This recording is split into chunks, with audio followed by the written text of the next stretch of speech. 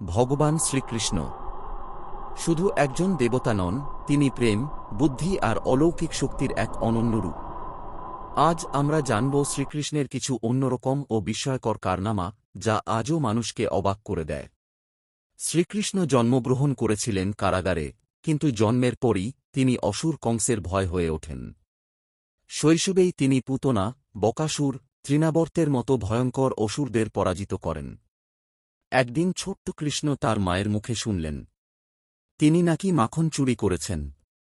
যশোদা মাতা যখন কৃষ্ণের মুখ খুলে দেখলেন, তখন সেখানে তিনি দেখলেন পুরো ব্রহ্মাণ্ড, সূর্য, চাঁদ, গ্রহ নক্ষত্র, সবকিছু। এই লীলা প্রমাণ করে শ্রীকৃষ্ণ শুধু মানুষ নন, তিনি স্বয়ং পরমেশ্বর। আরেক দিন ইন্দ্রদেবের অহংকার ভাঙতে শ্রীকৃষ্ণ মাত্র একটি আঙুলে তুলে ধরেছিলেন গোবর্ধন পর্বত। টানা 7 দিন 7 রাত বৃষ্টি থেকে রক্ষা পেয়েছিল পুরো বৃন্দাবন। মহাভারতের যুদ্ধে শ্রীকৃষ্ণ অস্ত্র না ধরেও বুদ্ধি আর ধর্মের পথে পাণ্ডবদের জয় নিশ্চিত করেছিলেন। গীতার উপদেশে তিনি শিখিয়েছেন, কর্ম করো, ফলের আশা ছেড়ে।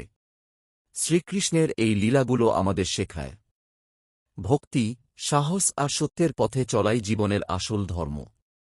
জয় শ্রীকৃষ্ণ।